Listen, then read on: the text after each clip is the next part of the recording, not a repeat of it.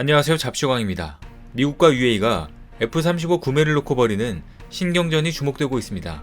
UAE가 중국과의 관계를 끊지 못하고 있는 것에 대해 미국의 압박이 거세지면서 마찰이 일고 있는 것인데요.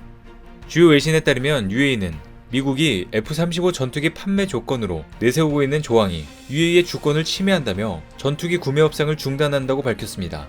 그러면서 UAE는 미국이 계속해서 중국과 거리를 두라고 했다며 신냉전에 휘말리기 전에 먼저 미국과의 거래를 멈췄다고 주장했습니다. 실제로 미국은 이번 전투기 수출을 계기로 핵심 기술이 중국에 유출될까봐 염려했는데요. 현재 UAE는 일부 5G 통신망을 중국 화웨이 제품을 도입해 사용하고 있습니다. 즉 미국은 UAE가 기밀 유출의 통로가 될 수 있을 것으로 보고 화웨이 장비 철수를 강력하게 주장한 것입니다.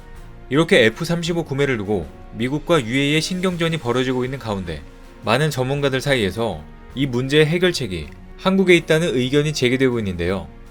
과연 어떤 내용인지 자세히 알아보겠습니다. 미국과 중국의 무역전쟁이 결국 해결의 실마리를 찾지 못하고 장기화되면서 과거 미국은 다른 나라에 그랬듯 UAE에도 중국 기업 관련 사업을 철수시키라고 요청했었습니다. 그런데 이때도 UAE는 미국의 말을 듣지 않았습니다. 지난 2019년 UAE는 새로운 고속 이동 통신망을 구축하기 위해 화웨이 장비를 쓰겠다며 계약 사실을 대놓고 밝혔는데요. 실제로 이후 UAE의 국영 통신회사인 에티살라트는 화웨이 장비로 5G 타워를 구축했습니다.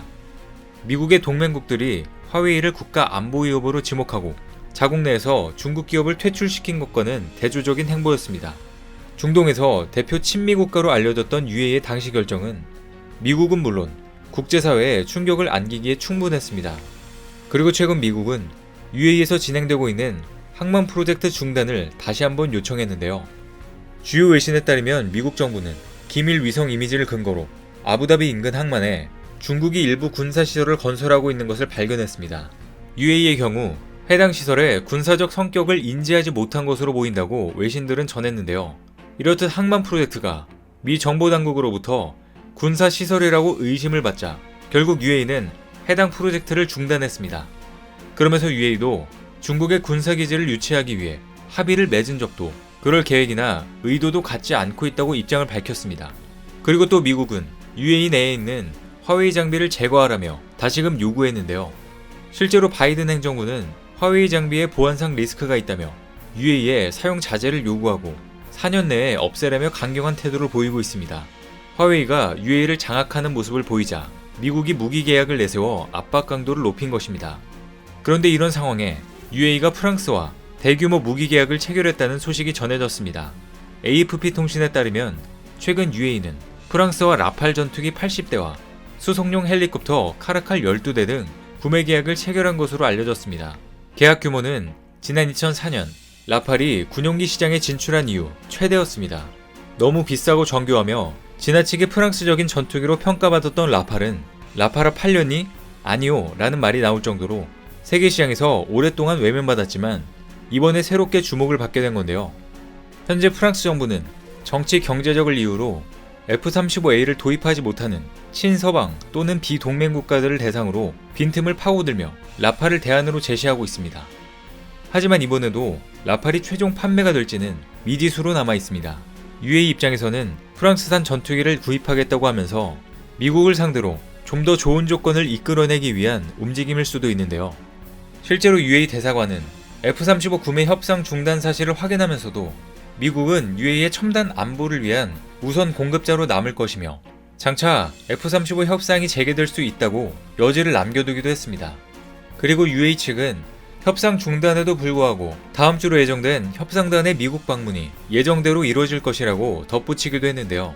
이렇게 미국과 UAE가 F-35 구매를 놓고 신경전을 벌이고 있는 상황에 결국 미국이 한국에게 도움을 요청하면서 한국이 해결사로 나섰습니다.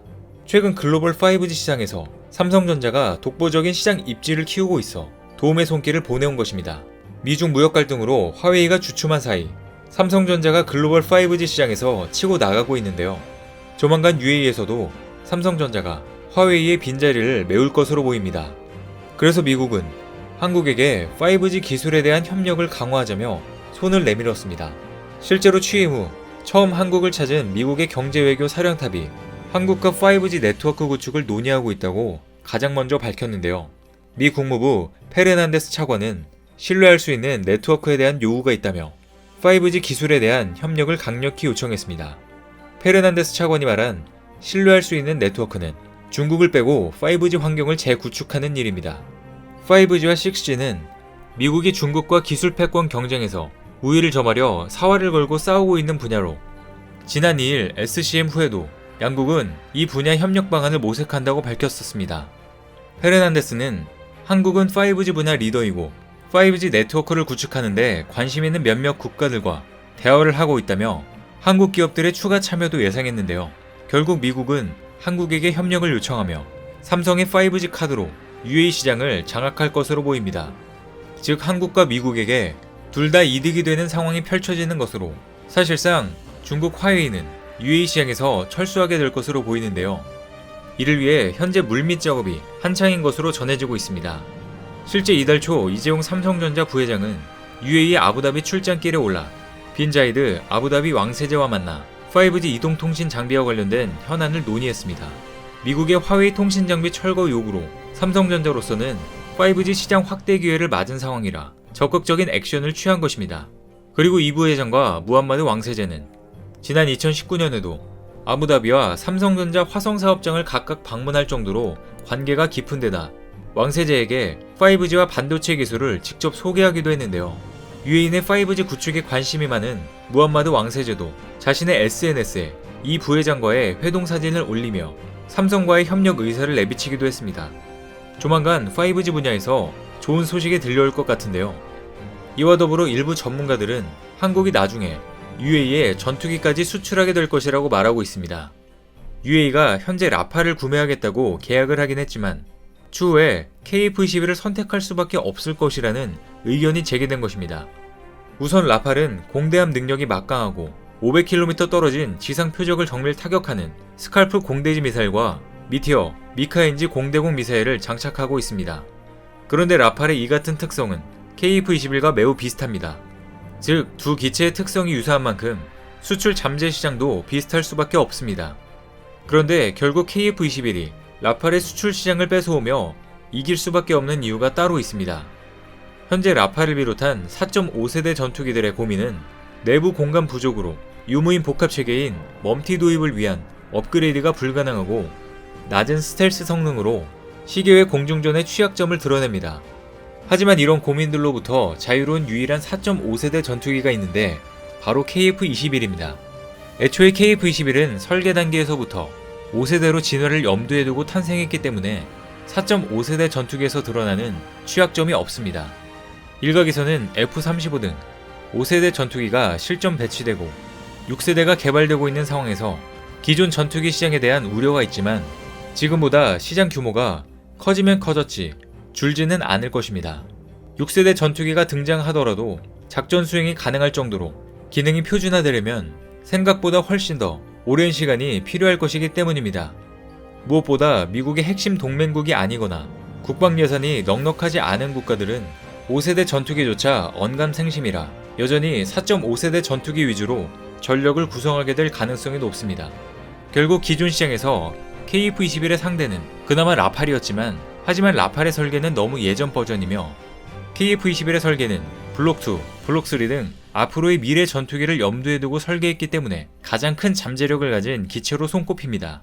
그리고 KF-21을 만든 한국은 무기 개발 시작은 늦었지만 성장이 가장 빠른 나라인 만큼 금방 신기술을 도입해 선진국을 따라잡을 수 있을 것 같은데요. 그렇게 되면 기존 전투기 시장에서 KF-21은 라팔을 완전히 따돌리고 독보적인 1위가 될 것은 분명합니다. 이와 같이 한국은 UAE를 발판으로 성장 잠재력이 큰 5G 등 IT 시장과 더 나아가 기존 전투기 시장에서 곧 진가를 발휘할 것으로 보이는데요. 한국만이 만들어내는 탁월한 기술력으로 세계를 깜짝 놀라게 할 날을 기대해보겠습니다. 오늘 준비한 소식은 여기까지입니다. 댓글을 통한 여러분들의 많은 의견 기다리겠습니다. 많은 분들의 생각이 모였을 때 진정 가치 있는 지식이 완성될 것입니다. 시청해주셔서 감사합니다.